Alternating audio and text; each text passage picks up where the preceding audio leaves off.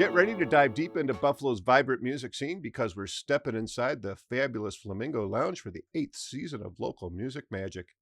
In the Flamingo Lounge with Rockabilly Greg is more than just a podcast. It's a collection of stories that delves deep into the vibrant musical history of Buffalo and Western New York, creating a living archive where each story adds a unique thread to the overall narrative. This week is a very special week. First, we dive into the 4th session of Rockabilly 2 Rachmaninoff, our acclaimed series with the Buffalo Philharmonic Orchestra, and this week marks a major milestone, the 200th episode of In the Flamingo Lounge. But before we get started, I'd like to give a big shout out to our sponsors, CatsLikeUs.com, Diamond Hawk Golf Course and Pub, and valued supporter Buffalo Ironworks for helping to keep the music alive. Joining us this week for an exciting conversation is my featured guest, Jonathan Borden from the renowned Buffalo Philharmonic Orchestra. Double bassist Jonathan Borden is a dedicated member of the Buffalo Philharmonic Orchestra, where he has performed since 2014. A Juilliard-trained musician, Borden's commitment to the orchestra extends beyond his musical contributions. He has actively volunteered his time on the Board of Trustees, shaping the organization's strategic direction through his involvement in education, marketing, and artistic committees. Driven by a passion for making classical music accessible, Borden has spearheaded initiatives aimed at expanding the orchestra's audience, including BPO Up Close and the ongoing Musicians Nightcap series, where he leads engaging discussions with fellow musicians to answer audience questions. Jonathan has also performed with the Aspen Chamber Orchestra, the Tanglewood Music Center Orchestra, the Pacific Music Festival Orchestra in Sapporo, Japan, the Breckenridge Music Festival Orchestra, and the Caroga Lake Chamber Festival. Beyond his orchestral duties, Borden is an educator, sharing his expertise through outreach programs and private lessons. His commitment to fostering a love of classical music is evident in his ability to connect with audiences of all ages and backgrounds. Outside of his musical duties, Borden can be found on the tennis court, the golf course, or the curling rink. It is my honor to welcome to the Flamingo Lounge for the 4th edition of Rockabilly 2 Rachmaninoff, Jonathan Borden. Great to be here. Jonathan, thanks for coming down. Of course, and congratulations on 200 episodes. Well, thank you very much. Yeah, quite the woo. Yeah. I'll have to get the fake applause thing in yeah, there. get your soundboard. but thanks so much. Yeah, it's been quite the experience, and I'm so glad to have you be Great here to to be represent our Yeah. 200th episode. Very exciting. But before we get started, I know that we had a nice discussion before we got on the air, and I'm looking forward to talking to you and hearing your story. But I want to start the way I always start my podcast, which is, did you have an aha moment when you said music's what I want to do? It wasn't like a light bulb, like, oh, now I know. Right. You know, it's like the culmination of a lot of different parts of my life. I played music, for a long time. I played, classical bass for a long time. I was also in like a metal band. And at one point probably wanted to, take my metal band on the road and see if we could make it. We had big heads back then because we won Battle of the Bands 2 times in our high school. Oh, there you go. But that doesn't make you ready for touring and all that stuff. Right. But for me, it was kind of like a slow burn of more and more exposure to playing in my youth orchestra and playing in a few other orchestras. And I'd say for me, perhaps the aha moment that I like to tell people about is, some summer festival I was at playing Beethoven's Ninth Symphony for the first time. I kind of cared about soccer and that was about it. And Right. I'm playing Beethoven 9, which is like super hard, first of all, one of the hardest bass parts there is. And there's this like effect that the music has where it's like the OG surround sound, I like to say. When you're on stage in an orchestra and you're hearing this music, there's this power that kind of I think like calling it awesome would be like the literal awesome, right? Okay. And so I had this experience playing Beethoven 9. I was around some other really good players kind of for the first time. And I'd say that was a little bit maybe the aha moment of just like, maybe there's something here where I could like spend some time getting good at this, like trying hard at it, and seeing where it takes me. But it wasn't until like a year later where I was actually faced with the decision of like, should I go to music school? That I was like, I would be mad at myself if I didn't try, Right. you Yeah. know? And I'm so glad Mm-hmm. I did that, you Yeah. know, because and you know, to be honest, I should do that more in my life. It should Right. always, right? Yeah. Everybody should. Yeah. You know, and so it really paid off. I'm really happy with where I'm at now. Yeah. So Well, that's great. yeah. Well, I tell people it took me 57 years to get into the podcast biz, Yeah, right? So, right. so it's never You too find your late. time. Yeah. Yeah. You find your time. It's, Yeah. and it was the right time, right? Yeah. Yeah. So I think That's everything mhm. also too happens at the right time for Yeah. us for whatever reason. I wasn't, mature enough for a long time to like really get into classical music at all. Right. I was trying to buy it, but I was like kind of like, like I'm bass players stand a lot. Yeah. And so I'll be in rehearsals. Right. I'm in like 7th or 8th grade. I'm like, I just kind of want to go home and play video games. Right. Yeah. It took a while for me. Which is, I think part of the reason why I do a lot of what I do outreach wise is Mhm. because, I recognize that it doesn't just like hit people. You don't just like come to Beethoven and then you listen to it and you're like, oh my God, this is incredible. Like Right. it's old music. It takes some time. Mm-hmm. I needed to be, immersed in it for a while to kind of, Right.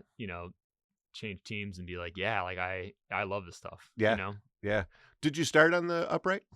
I think I started on electric. Okay. It's just a little bit easier to kind of get used to when I think I was in 3rd grade. My dad's a musician. Okay.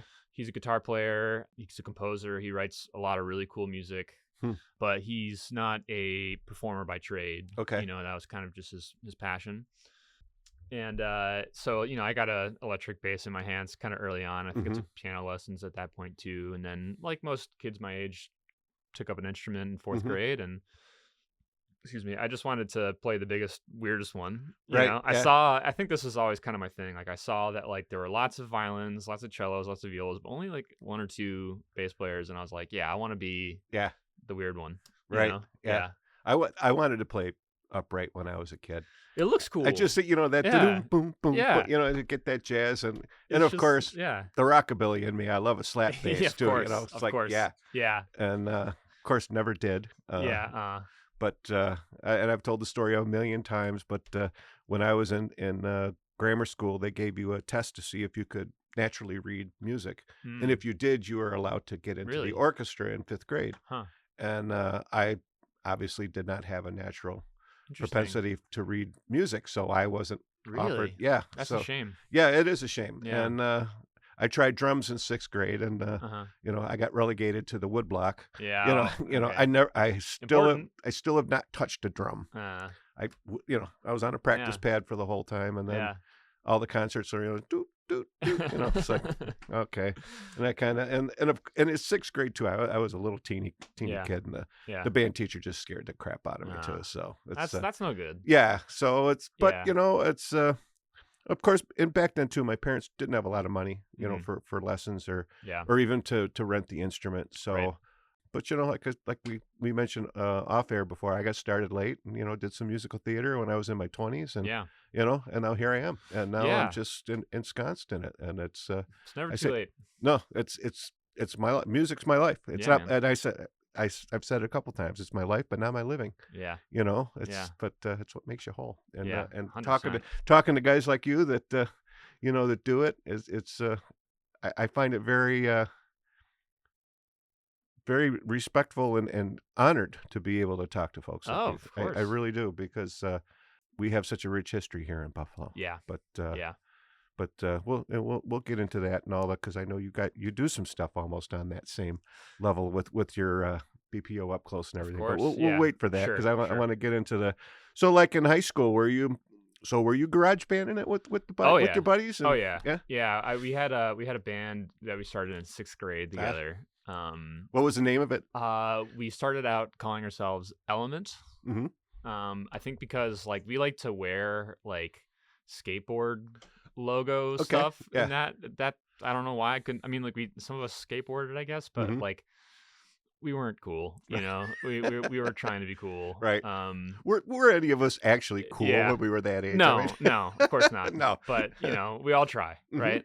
And so I think we just like saw it on a t-shirt and we're like, that would be sick, dude. Yeah. And then we realized like everyone is associating that with these t-shirts that we're all wearing. So we changed it to this is a terrible story. The lead singer of the band literally was flipping through a dictionary Mm-hmm. to find interesting words, and he's found the word insinuate, Okay. and he thought it would be cool if we just shortened it to Insinu, and then that was the name of the band.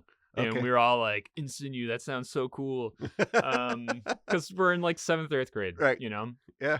And the journey there was kind of funny because, you know, the band evolved as our musical tastes evolved. You know, Mhm. that time of your life, you're a sponge, and you know, this is also like pre-streaming, you know, Sure. so CDs, and then it became like Apple gift cards, iTunes things. Yeah. But so that transitioned to streaming. But you know, as we kind of discovered more and more music, we went from like being like a Green Day cover band Okay. to like a Metallica and Pantera cover band, Mhm. and I mean, we wrote a lot of our own songs Right. too. Okay. And yeah, it was super fun. Mhm. You know, I do kind of miss playing in those kinds of ensembles Right. now. I shouldn't call them ensembles. That sounds so Juilliard of me. That's right. The bands. I Yeah. miss playing in those bands. Yeah. You know, it's super fun to do. Yeah. Did you play like the school dances and that kind of stuff? Or- Yeah, yeah, we did. Yeah, we would do like, we didn't do like homecoming, but like there would be like some other events where we would play. Right. I was just back in my old high school this past weekend doing this other thing, totally coincidentally, and like I went into like the cafeteria and I was like thinking about how like, oh, my band played like over there Yeah. in that corner. Yeah. Yeah, and we would do like dumb stuff. We lost the battle. Well, who knows if we would have won. We were disqualified from the Mhm. battle of the bands in our freshman year because our drummer Steve, he crowd surfed, Mhm. which the school was obviously very, very Yeah. scared about. So Right. that got us disqualified. But yeah, we had a lot of fun. Yeah. You know, it was a great, a very formative musical experience for Yeah. me. But how rock and roll is that to get disqualified though, right? I know, right? Yeah. Yeah. So in a way, Yeah. we won. That's right. Yeah. Yeah. Yeah. Yeah. And those experiences too, I think, you know, people are often surprised to hear me being a classical musician that Mhm. like I had that background. Right. I really do think actually there's a lot of overlap between those two Oh, absolutely. environments. Yeah. And those skills serve me well too as a classical musician, as a Right. performer. Like, I think, you know, things like, you know, rhythm and your Mhm. ability to like follow and adapt into Yeah. a live performance, like those are all just, you know, you can learn those skills in most environments. Sure. You know, and they apply to a lot. I've had a very well known local jazz musician tell me, they're like, hey, if I see a good metal player, he says, I know they're a jazz musician Yeah. because they need chops. He says, Yeah. You gotta be able to shred. yeah, Yeah. yeah, Yeah. It's really not that different. no, it's just, and you know, and I talk about this all the time. It's, you know, it's just how you take that instrument and how you just kind of take it a little bit. You can take the same instrument and turn it into a country instrument or Oh, a yeah. classical instrument or Well, a rock bass and in roll particular bass. Yeah, is maybe the most versatile instrument, I think. Mhm. It's just in everything. Yeah. Right. So, you know, and that's one of the reasons I love playing it. Mhm. You know, I was in that metal band, obviously, but I did a lot of jazz stuff too when I was in high school. right. You know, learned a little bit of like that idiom of, you know, reading charts and Mhm. soloing and all that stuff, which again, just like the rhythm skills that you build Yeah, there translates so well to playing in an orchestra. But, you know, then obviously taking it with the bow and Yeah. getting, you know, locking myself up in a practice room for 4 hours a day and, hmm you know, trying to develop my tone and all that stuff. Yeah, there's so much to do with it, you right. know. Yeah. And now that I'm on the other side of it, now that I'm like playing professionally and I've got a career, hmm I find myself going back to some of the things I used to do. When you go to school like Juilliard, you don't have time to like, I mean, some people do, but I didn't. You don't have time to you know, practice your scales and your solos and your excerpts all the Right. time, and then also like noodle around on your jazz charts. You know, Sure. you have to be kind of tunnel visioned. hmm So now that I have a little more time, I can go back and Yeah. like I'm working on my jazz chops again. I'm playing a lot Mhm. more electric bass again. There's like a lot of juice to squeeze Right. out of being a bass player. I'd Yeah. say. Oh, I love one of my favorite bass performances, Julie London singing Bye Bye Blackbird Mm, with nothing but her and a guy on the bass just doom, mm. da-doom.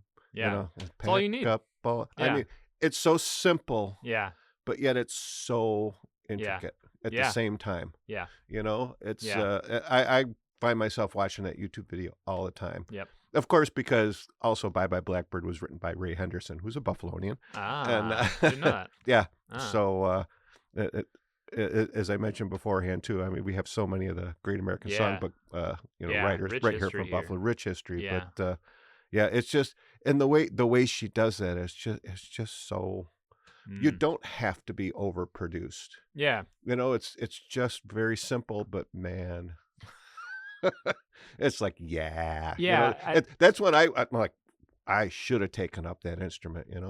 I think it sounds like you and I are maybe similar in that like we can really appreciate the mastery of like being simple, you know? Yeah. I think I've always been drawn to that, like as a bass player, like really like mastering the basics hmm and no pun intended, and like hmm really, you know, letting that shine. Of Right. course, like in my own time, I like to listen to like all sorts of crazy complex Sure. music, but Yeah. like like the craft is like how do I master like hmm what's necessary and needed in Right. this moment, Yeah. and not do the flashy. It's Yeah. just like that kind of stereotypical like I want to be in the background and give everybody what they need that they didn't know they needed, Right. Yeah. and then let the guys, the guitar players take their solos, That's right. Yeah. yeah. Editing is yourself, really is, and as I mentioned, I'm a graphic designer by Hmm. trade, so I learned, the Swiss Bauhausian method, less is more. Yeah,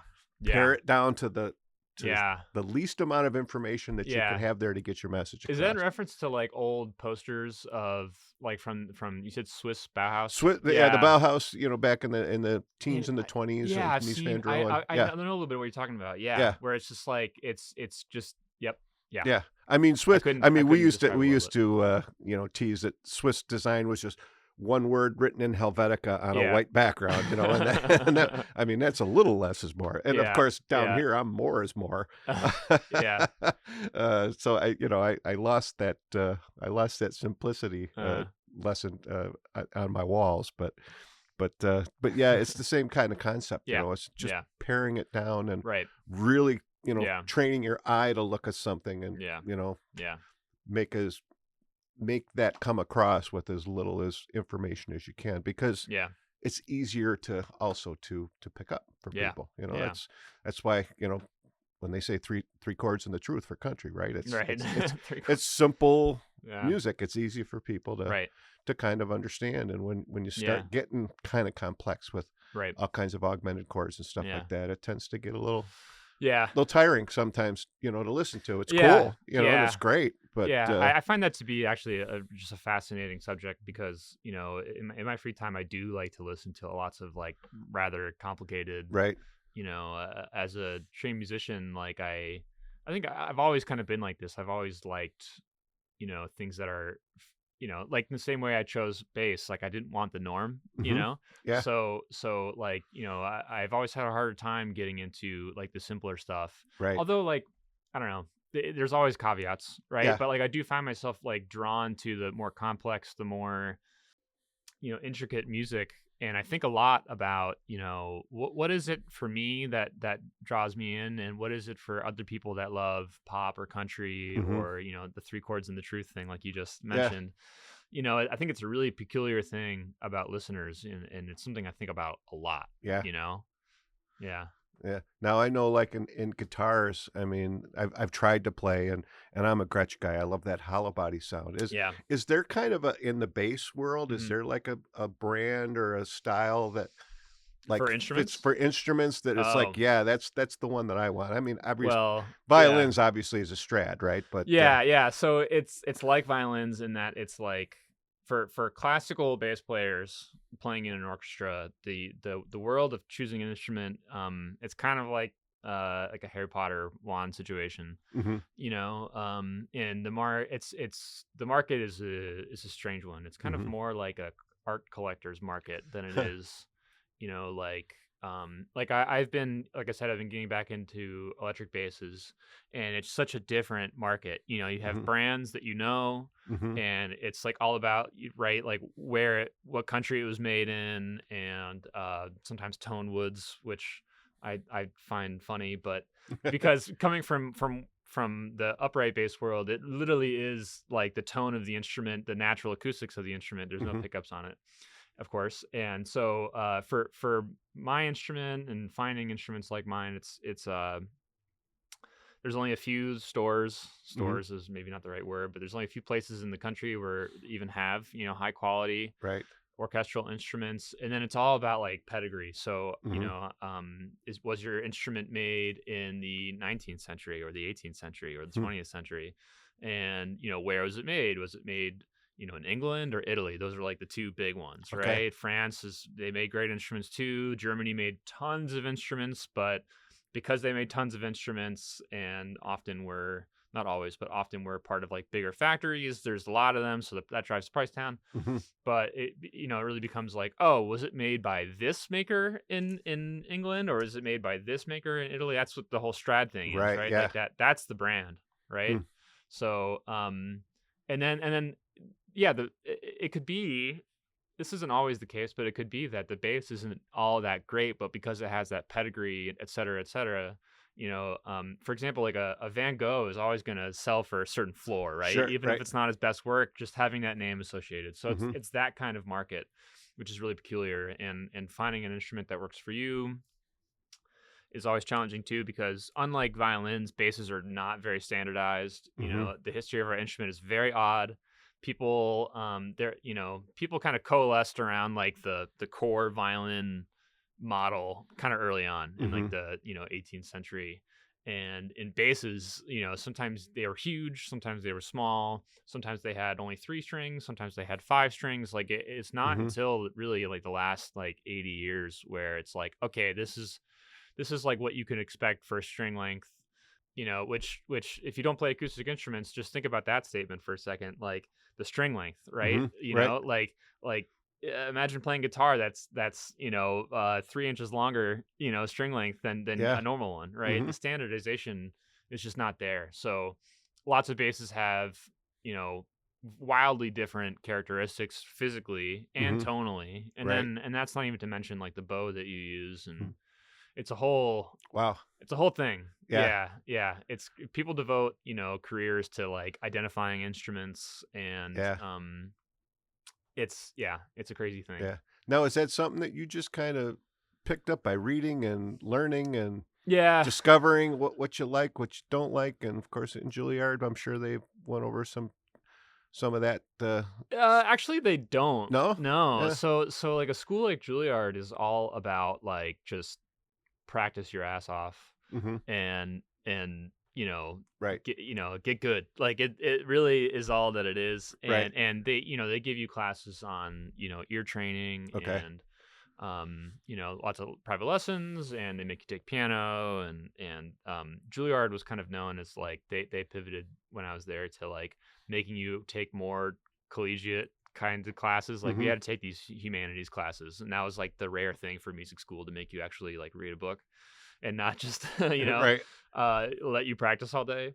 um but no, that's kind of like between you and your private teacher in your studio. hmm, That's also just like one of the cool things about being a classical musician, is like there's this pedigree involved in who you study with, who mm, they studied with, and then you're part of this like oral tradition kind of, mm, hmm, where, okay, I studied with this player who then studied with this player who used to play under, this famous conductor or this famous composer. Like hmm, you don't have to go that far back. right, And so yeah, when I was looking for an instrument, I bought my instrument now while I was working here. So I went and tried out a bunch of instruments. I would bring a lot back to Kleinhans because I wanted to know what it sounded like in that room. sure, And then my colleagues would kind of, go out and listen and be like, we like this, we don't like that. hmm, I probably bought like 12 basses back here, which you can imagine is logistically a nightmare. A hmm, lot of driving around hmm, between New York and back. I had a bass shipped here from Albuquerque hmm, a few times. That's a thing. hmm,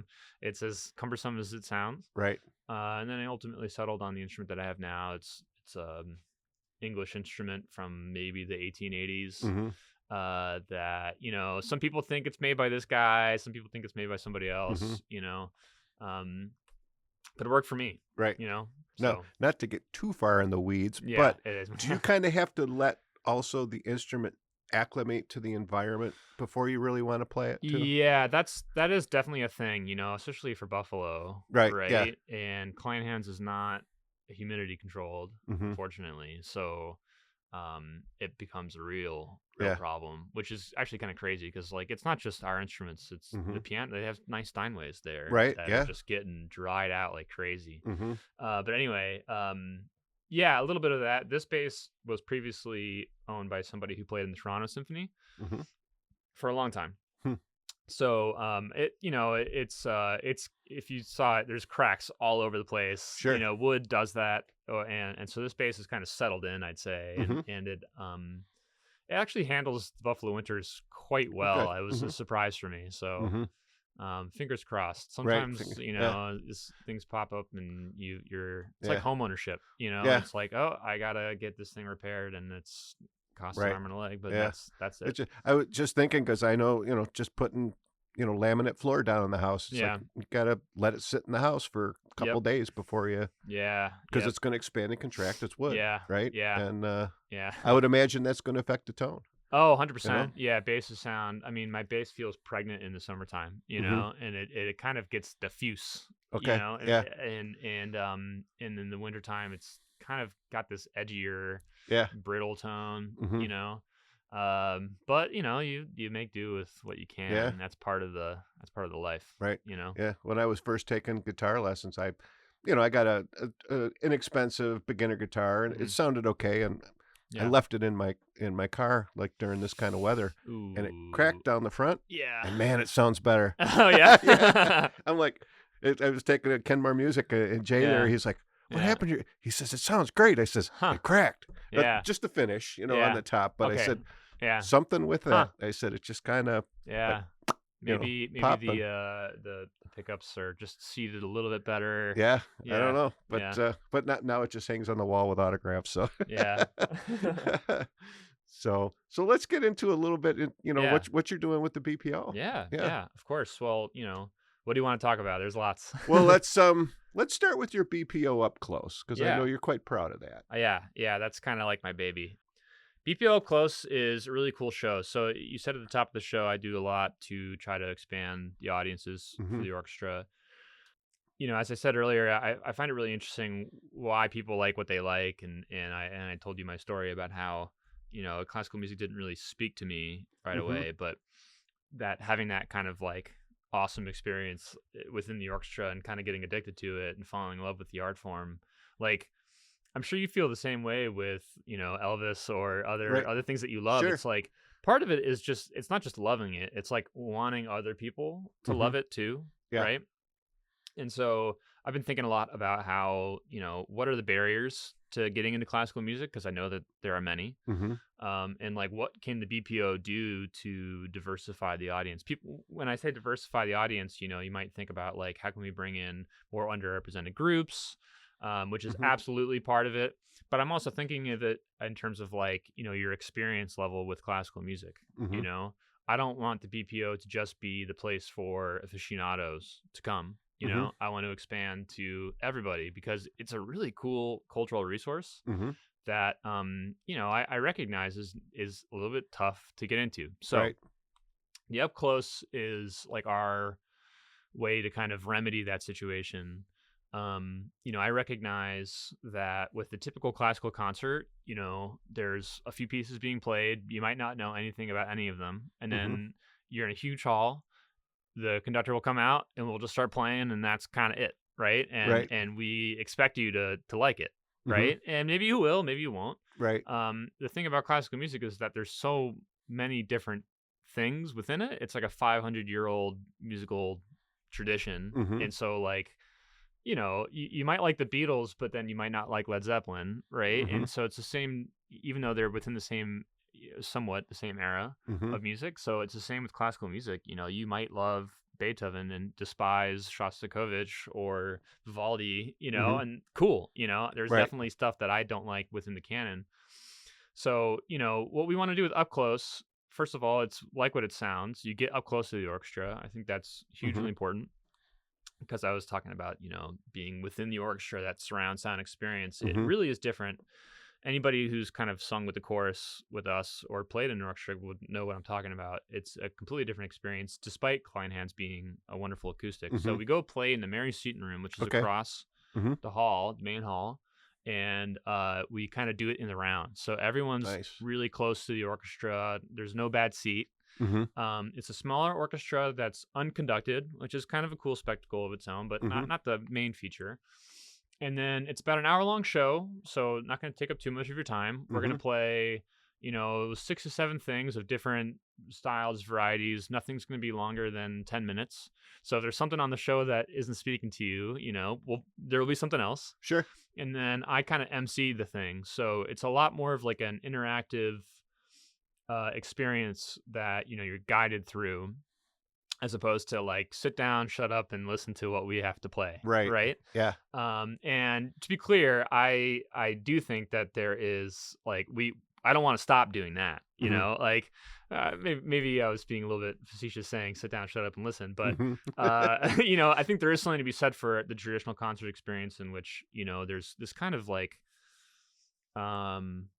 reverence for the music. Yeah. It is kind of a unique experience, that it's literally it's not about, the light show that happens or the smoke effects or, Right. it's really about like, let's just all sit in silence and listen together. There's something kind of like sacred about that. Yeah. And I love that. Yeah. But, it might not be for everybody, or at the very least, it's probably like not the best like introduction experience. Okay. So this show is like our introduction to the classical concert canon.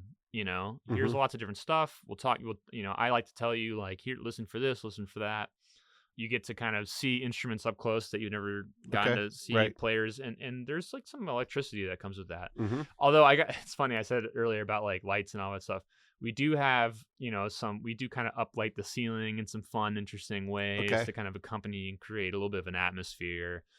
We also allow people to take photo and video, share it. Like that's something that we typically don't allow people to do for a lot of different reasons in our normal shows. But this one we do. So it's kind of a little bit more like, let's lower the barrier. Let's give you an experience that, you're going to want to put on social media, that you're going to want to tell people about. And then along the way, help you find your jam. Right. Yeah. So that's kind of it in a gist. There's a lot to it, but it's important for us to branch out, to evolve. Yeah. So that's what this effort is. Now, do you ever help people? Like, I have a very hard time. I've had so many people on the podcast. Did you like my music? Yes. What'd you like about it? Yeah. I can't put my finger on it. Yeah. I don't know how. No. I guess maybe I'm not trained as well as you might be to say I really liked this part and this worked with this. I just know, man, that spoke to me. Yeah. Yeah. And I can't tell you why. I just say, yeah, that moved me. Yeah. I love that. Yeah. I think that's, one of my big things is that, especially given my background with this music, like a lot of people that I meet when I tell them I'm in an orchestra, they do feel a little bit intimidated around me about like, oh, like, so much more. Right. And you need to know more in order to enjoy something. And I push back on that a lot. I don't feel like that at all. Right. All the training that I've got, all it's really done is expand my vocabulary.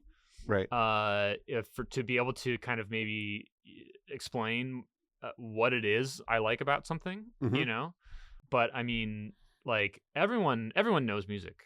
Right. Everyone knows music. And everyone knows what works for them and what doesn't work for them. And I with classical music, a lot of people just have this assumption that like you need to learn about the form, you need to learn about XYZ in order to enjoy it. And I think what's so challenging about classical music is that unlike contemporary pop music, there's just a lot of moving parts. There's lots of different kinds of it, and it's longer form. There's not lyrics. Like these are all barriers. If you're just kind of if you're like a top 40 listener, as an example, or if you only listen to country or only listen to rock, like these are big differences to you. And so like all it might take is just like, okay, here's this idea about why this person wrote this piece. And now you're going to make all sorts of connections with the music that you don't need to know anything about dominant seventh chords or, the kind of technical stuff, right? You don't even need to know the difference between a bassoon and an oboe.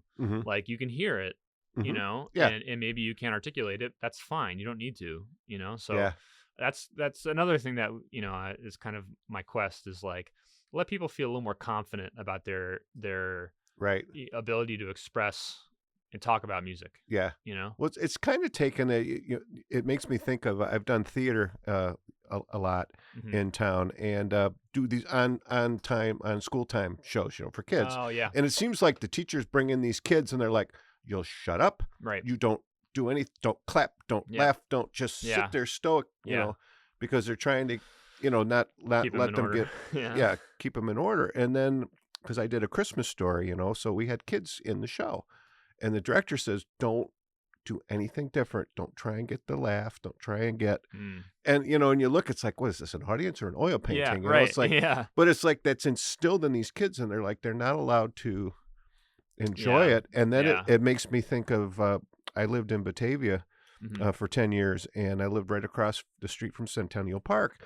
And the city used to have orchestral concerts Mhm. on Wednesdays. Yeah. And when my kids were real little, we'd Mhm. walk over at the park, Yeah. and we'd bring a blanket, Yeah. and they'd get up and they'd Right. be dancing, Have a right? good time. And at the time in the newspaper, there was Mhm. some folks that wrote editorials About. chastising my Yeah. kids for Yeah. enjoying the music. No, it drives me crazy. It's like, no, no, you don't have to just sit there like a Right. bump on a log. If the music moves you, Yeah. Right. Yeah. let it, and they don't know, right? They're Yeah. 2, 3 years old. Well, They just- especially you're at an outdoor concert. Yeah. You're picnicking. This is not. You're not in Klein hands. Right. Which is a different environment. Mhm. You might want your kids to behave a certain way. Sure. In that environment versus the picnic environment. Right. Sometimes. I love our audience, Mhm. and I don't want to say anything bad about them. Yeah. But sometimes I do find that it could be what people find intimidating about going to a concert Mhm. is the core audience that's already there, Yeah. kind of cultivating a little bit of that oh, we're in the know, Mhm. and Yeah. there's always a lot of talk about, do you clap between movements or not, these kinds of concert etiquette Right. things. Yeah. And a lot of people, you can always tell if the audience is mostly new if you get clapping in between movements, which I think is fantastic. Mhm. And there's a whole debate around whether you should or shouldn't do that. Right. I won't weigh in on it here, but that idea of what you're supposed to do and what you're not supposed to do, I don't think that helps us very Right. much. Right. So it's it's always been a fraught thing, Mhm. in classical music. Right. What Yeah. are some of the kinds of things that people ask you at these up close? Let's see. So we've only done one so far. Okay. I have to be straightforward with you about Oh, that. neat. Yeah. Okay. So, and, Yeah. and before I forget, so January 30th is the Yeah. next one? January 30th is our next one. Okay. It's all about innovation in music. Mhm. It's really cool. We you might think, being in the orchestra, we do all sorts of music, but we really only do music written from 1750 on, or even if I were to be more accurate, it's really 1780 on. Hmm. There's all sorts of cool music from the Renaissance and stuff. Okay. That's cool to hear. So we're gonna do some of that. We're gonna do let's see what else we're doing. We're doing some Beethoven, of course. Talk about innovators. So a lot of new music, lots of totally different stuff. Some minimalist Right. stuff. So if you like Philip Glass, things like that, we're playing some music like that.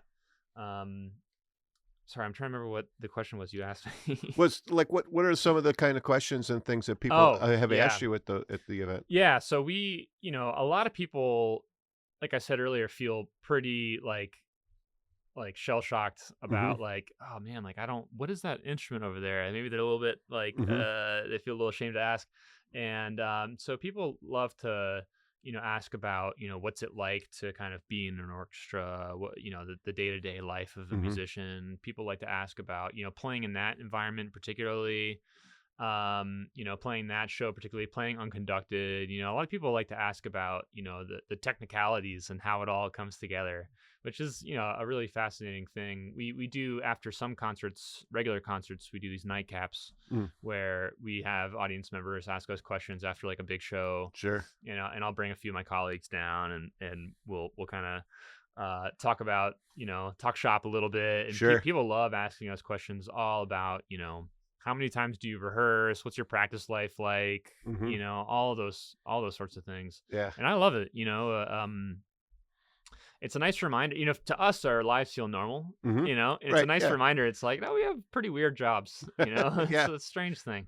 Yeah. Yeah. As you're talking, it kind of got me thinking. It's like, yeah, someone should video record that where you're doing it, and then do a pop up video style video for YouTube. With Oh yeah. with the questions coming up, and Yep. what's Yeah. point to the oboe or whatever. And this Yeah. is the oboe, and Yep. that'd be kind of cool. It's on the Of course, list. lots of tons of work, obviously, but yeah. that Yeah. we're- The better we can do with messaging. The more we can do with messaging, the better. Right. Is what I mean to say. It's Yeah. it's always the case, and it's especially true for classical music. right. Yeah. And the BPO's done a really nice job of really kind of expanding. As we mentioned, I just had Brad Thatchuk Yeah. down here with and he's doing the rock shows. Yeah, those and, are Ron fun. Spiegelman's got the Yeah. pops, and Yep. so there's different genres of music too. That It's just another way for us to Yeah. diversify. We don't. I only play classical music like 40% of the year. Mhm. Most of our shows are pops, rock, movies, right, classical, of course, education shows. This time of year, all we do is Christmas. sure, yeah, Christmas music. So, yeah. how could you even define Beethoven classical Christmas music, right? yeah, well, we just did a classical Yeah. Christmas show this morning, and that's where that's one of the few times where we actually play some Bach, Okay. from like 17, Yeah. probably early 1700s Okay. for that particular piece. But that's rare. Yeah. That's rare actually. Yeah. Do any Yeah. of the Vince Guaraldi stuff or? Oh yeah, that's actually so. I'll be completely honest with you. I'm kind of a Grinch. I'm like a Christmas. I don't love Christmas Yeah, music. okay. Maybe that's because I'm like part of the industrial complex around Mhm. Christmas music. It's run by a big Eastern syndicate, so. Exactly. Yeah, just trying to fight the man. That's right. No, it never really like grabbed me, but what I do love is that like it means a lot to our audiences. hmm That's one of the core skills actually I think I've built as I've been in the profession is that we play so many different things. Of course, not everything speaks to me, Sure. but I can still get excited about playing a show that I don't love hmm because I can see out in the audience really easily like Yeah. people are getting really into it. Yeah. Oh yeah. For example, like I'm not from Buffalo. I'm from Connecticut originally, so I Okay. didn't know it's the Tragically Hip, right? Oh, okay. Right. And it's I always get this mixed up. People are gonna kill me. It's the Tragically Hip, and then it's the Strictly Hip that covers. Strictly Hip covers. Right. Okay, Correct. good. I Yep. had that right. Okay. Yep. You got that right. Yep. Yeah, blue cheese, not ranch. Okay. Yes. Very good. Thank yeah, you. yeah. you can Yeah, enter. I can stay now. Okay. And so we've played a lot of those shows, Right.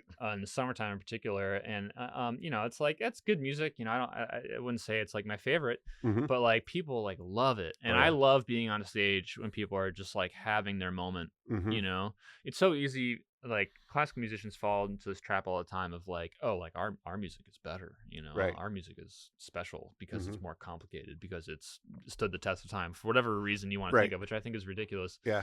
There's no such thing as some music being better than others. Yeah. It's all subjective. So, Right. I think the best music is the music that speaks to you the most, hmm whether that's Christmas music or if Mhm. that's, the hip or any number of things. And so Sure. like if I can be part of an experience that like gets you to connect to music really well, Yeah. then I'm all for it. Yeah. But at the same time, I'm gonna want to, like I love Beethoven, so I want you to love Yeah. Beethoven the same way I love Beethoven. Right. You know? Yeah. No.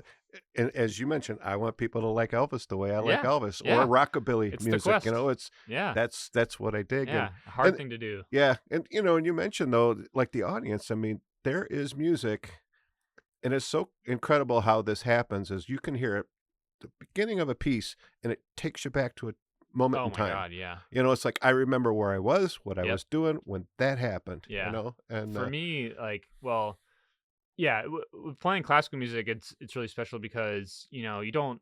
There's some big pieces in the repertoire that you just are a lot to put on. You can't play that often. hmm Also, there's a little bit of around programming for classics concerts. You don't want to do Beethoven 5 every year. Sure. Although personally, like I'd be just fine doing that. Mhm. But there's this idea that there might be some fatigue around the audience and you want to show them new stuff. But like a lot of my formative experiences and a lot of the reasons that I became a classical musician were from playing some pieces like Beethoven's Ninth as an example Right. that like just like hit me like a brick wall, and I Yeah. was like, oh my God, this is so amazing. And so like those experiences through work, through playing with the BPO, come like every couple of years, Right. and it's Okay. like, oh man, like, yeah, I used to play this in youth orchestra. Like we just did Schumann 4 a few weeks ago, and like I played that in youth orchestra. I was like, again, like you can remember these few select times where you're in that ensemble and you're like, man, actually this is like pretty sick. Yeah. Like Yeah. I actually think this is awesome.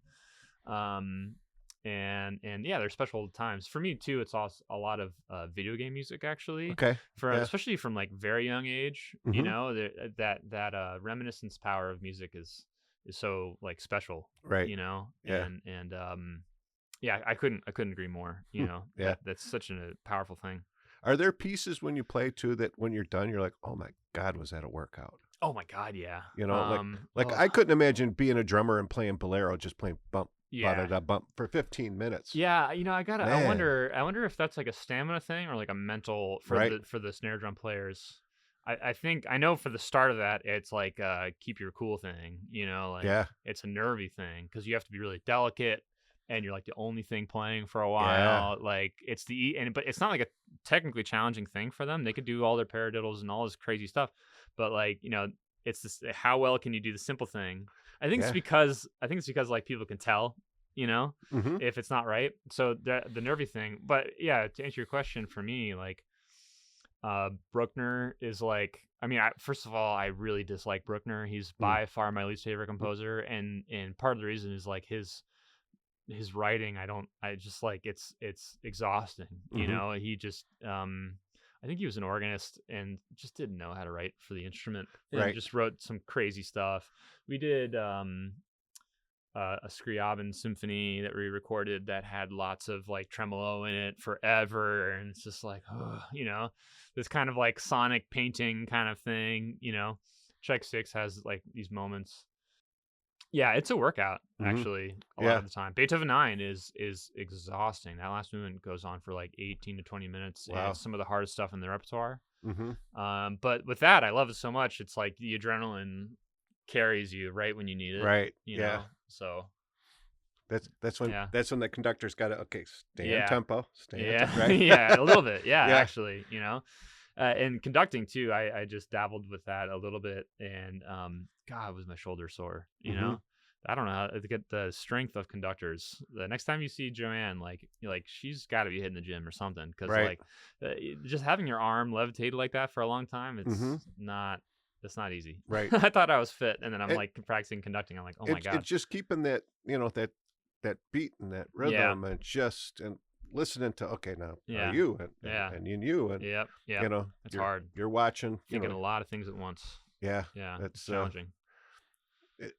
It's incredible to me, and I love watching it. I could, and as you said, there's not everything speaks to me, and there's certain there's certain pieces, and That'd be weird if it did. I've gone to some Kleinhand shows, and not to belittle, but some of the pieces they're so melancholy. Yeah.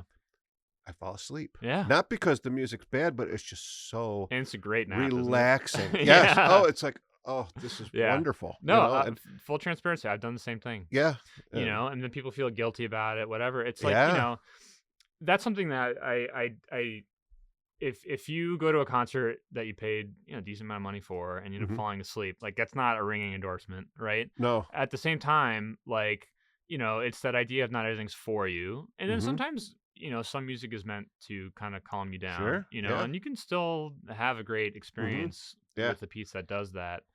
I do have to say my favorite pieces in the classical repertoire are, and I'd say this is most of the classical repertoire, are ones that are not peaceful, are not calming.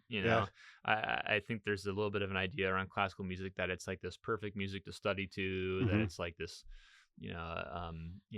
this very calm spa like thing, and it's like all these composers were really, really off people, and they wrote some really crazy stuff, and that's what makes it interesting to me, in the same way that like I love metal, or like I think about like Rage Against the Machine was like a huge thing I loved when I was younger, and it's like that's not peaceful music, right?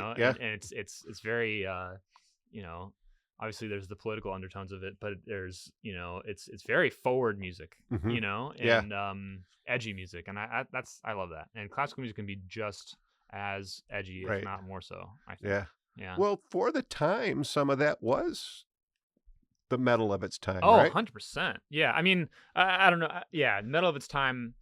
It's always hard to know because, like, composers of that time, it's hard to know what the musical consumption of Right. was like, and let's say, Beethoven's time. Like, it's hard to remember, but like this world that we live in now, where especially now, where we have access to everything, Hmm. and we can listen to, we have infinite variety, infinite choice, of what to listen to, and 24/7 access to music. Yeah. Like, it's hard to think about, but like, man, like back during these composers' lives, like, what was the average person's access to any kind of music? If you Hmm. were, part of the Viennese social class in Beethoven's time around the turn of the 19th century, like, what music would you hear? How regularly would you hear music? Like, the answer is probably very infrequently. Hmm.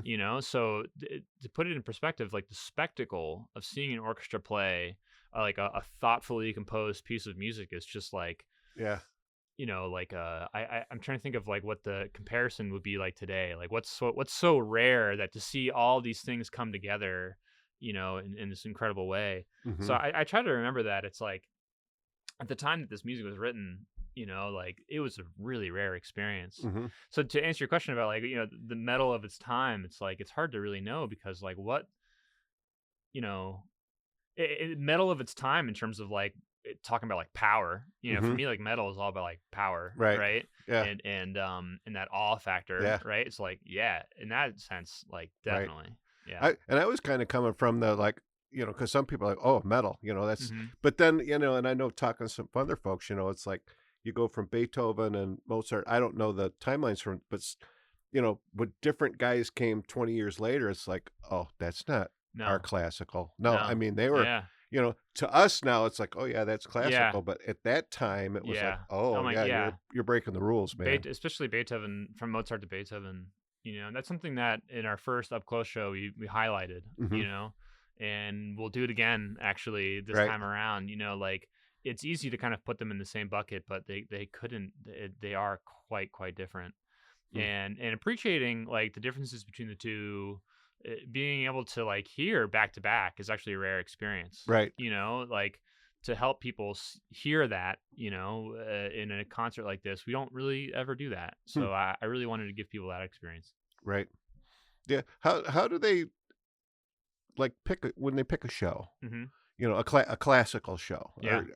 Are you going from different time periods to different time periods? You're trying to paint a picture almost like a theatrical setting where you're high, low, and regardless of the time Yeah. period or whatever. It's Yeah. I'd say, Joanne will do like most of our programming, hmm. and she's thinking about, there's lots of different things that go through her mind, I'm sure, but Hmm.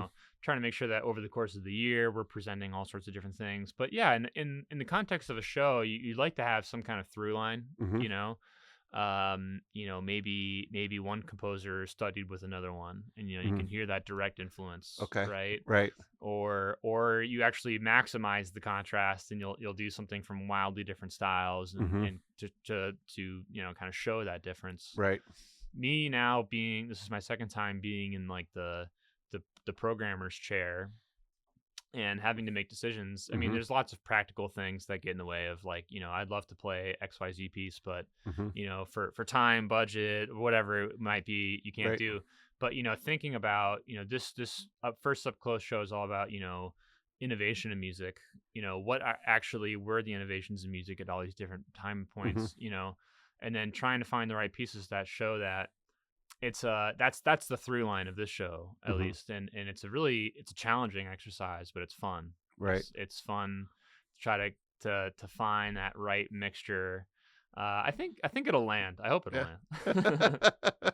Well, we'll see, right? Yeah, That's yeah, yeah, but that's the fun part about it, right? I mean, yeah. sometimes the mashup, right? Sometimes you get. I Hmm. just had Chris Panfil on the show. He's a bluegrass guy, and he's like, yeah, I played with can't remember who he said, two different totally style of music, and they're like, "Boy, it's great." Yeah. It's like on paper it Yeah. shouldn't work, Right. right? But then you hear it, and it's like, yeah, There's it an really opportunity yeah. there. Yeah, to do something different. Exactly. Yeah. So now, kind of on a different gear though, Mhm. are there any current classical composers that are doing some Mm. interesting stuff? Or Absolutely. yeah, Yeah, it's I have some of them are friends of mine, hmm okay, which is pretty cool. right, I think so. I think maybe what a lot of people might know is the bassist. Of course, I'm going to highlight a bassist, being a hmm bassist myself. The bassist Edgar Meyer, hmm who's played, plays a lot of bluegrass, plays a lot of classical, he's very much a crossover artist.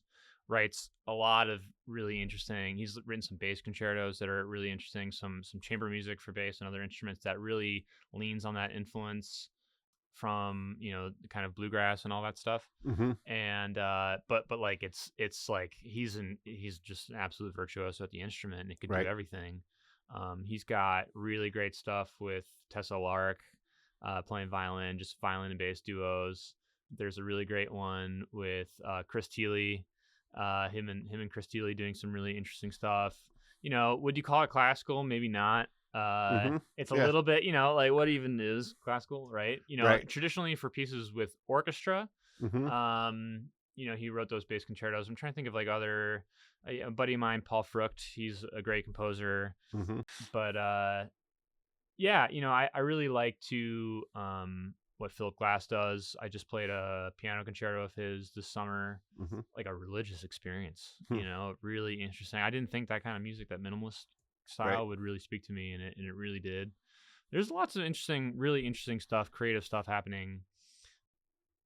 Mason Bates is a wonderful composer that uses a lot of electronics. I mm-hmm. kind of think of the computer as like the Sure, ultimate instrument, yeah, in that composers added instruments to the orchestra all the time, and so it's like right, we don't have to stay yeah. stuck to strings always. Yeah. Well, there Strings was and a winds. UB professor, LeJaron Hiller, was one of the Oh first to experiment yeah, with the computer sounds it's in music. Yeah. as it should be done. Like it's obviously it's challenging with the live aspect of making music, Mm-hmm. but Mason Bates does it really well. I Mm-hmm. would encourage people to listen, excuse me, to his music, because I think it spans, it blends like traditional classical with like with more contemporary ideas in Sure. music making. Yeah. Yeah, Yeah. Well, you know what, Jonathan, we're getting close to the top of yeah, the hour here. It goes fast, yeah, sure does. and when you're talking about something that you're into, right, Yeah, and that you really dig, it's easy. yeah.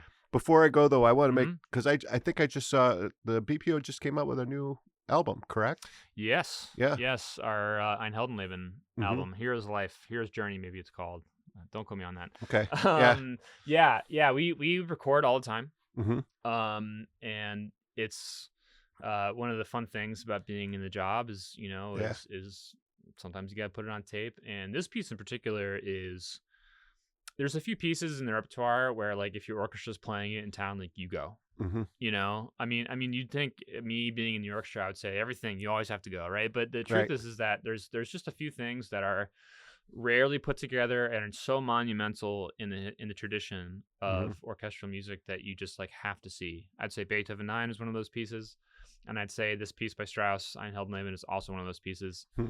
If you like movie music of any stripe, this Right. piece is for you. Hmm. A lot of movie music was influenced by Strauss and his motivic style of writing.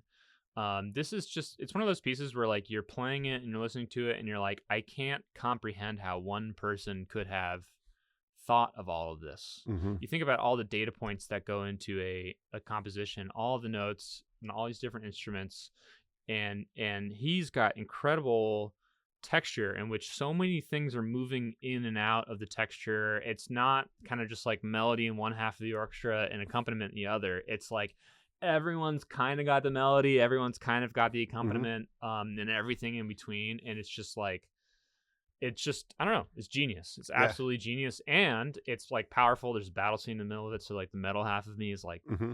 hell yeah, you know. Yeah.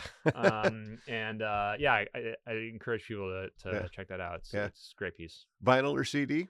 I believe it's on CD. Okay. Hopefully they put it out on streaming because Mhm. I don't have a CD player anymore. I Oh. don't think.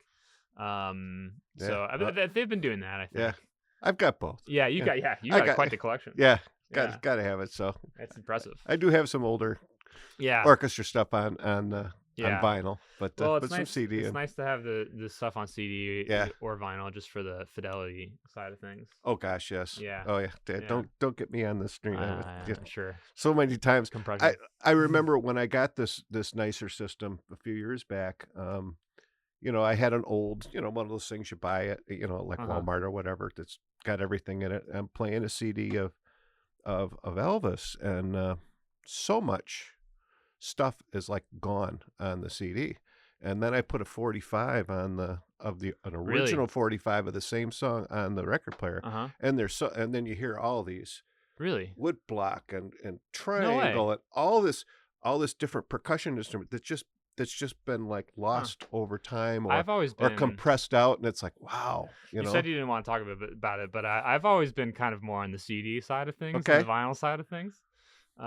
Just because, like, I know with vinyl, like, and maybe I don't know, maybe people are gonna come after me in the comments, but with vinyl, like, bass is usually cut a little bit because You're correct. because of just the physical limitations of it. Yeah. And I know it's ones and zeros, sort of, maybe, but Right. it's all the data is there. Mhm. I'm not sure the human ear can. But I mean, this instance that you're talking about where like instruments are left out, like Right. that's they've just fascinating been to me. compressed out over time, or Yeah. just they've Yeah. haven't used a master or whatever, and it's like Right, you right. hear the original, it's like, Yeah. holy moly. Oh, okay. And yeah. But I have Anthony Casuccio, who's the president of the Buffalo Music Hall of Fame and a sound engineer. Yeah. I asked him that question, Yeah. and he said the same thing you did. He said, Oh, "You're really? going to hate me, but no, Yeah. CD and digital actually Yeah. has more More of the spectrum. more of the spectrum Yeah. than vinyl, Yeah. because you're right, because you start getting into Yeah. and when you have a song in the middle toward Right. the center, And it's a you've little got faster or whatever. yeah. Yeah, I do have to say though, like vinyl does have this feel to it. Yeah. There's Yeah. something about, I think there's maybe a little bit that crackle, that noise, Mhm. whatever, Yeah. Can't replicate that. Yeah, no. It Well- does feel a little bit more like an acoustic experience Yeah. somehow. I've used the example many times. I'm a Swiftie. Okay. I have her Cool. Folklore Yeah. and Evermore albums, both on CD and vinyl, Yeah. and I can hear a difference. Yeah. Yeah. The CD is a little crunchier, Uh-huh. if you will, because there's more to it, Yeah. and the edges are rounded off on the vinyl, Interesting. so Yeah. it has a slightly different Yeah. vibe to it. Different profile. Yeah, Yeah. absolutely. So Yeah. it's yeah, and talk about going down the weeds. We I could know, right? that's an hour-long discussion right Yeah, there. I But know. Yeah. but again, Jonathan, thanks for coming down. Great to be taking here. some time. Thanks and so much for yeah, having me here. This has It's been really cool. great. So, Yeah. and for everyone who's tuned in, thank you for tuning in. As always, you can find the podcast where you get your podcasts at Apple Podcasts, Spotify, iHeartRadio, Amazon Audible, thebuffalohive.com, YouTube, and of course, you can always get the podcast at rockabillygreg.com, where it's all about the music, and I'll have some links to Jonathan's BPO up-close performances, so you can get some tickets and go check that out.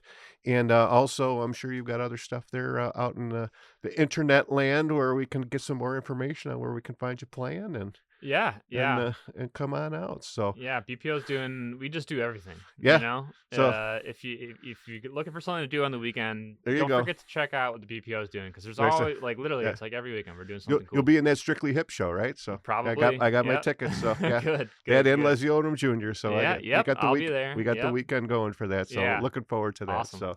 So again, thanks, Jonathan, and to everyone course. else who's tuned in. We'll see you next week. Bye-bye. In the Flamingo Lounge is made possible in part by CatsLikeUs.com, your online store for authentic vintage clothing and accessories. Buffalo Ironworks, an intimate live music venue and bar located in the Cobblestone District in downtown Buffalo. And by Diamond Hawk Golf Course and Pub, Western New York's premier golf course, restaurant, and banquet facility. At the Hawk, the bar is hopping year-round with live music every Wednesday, Friday, and Saturday, and some other nights, too. Tune in for a new episode every Saturday at 9 a.m. EST at rockabillygreg.com, where it's all about the music. Bark, Zoe, bark. Good girl.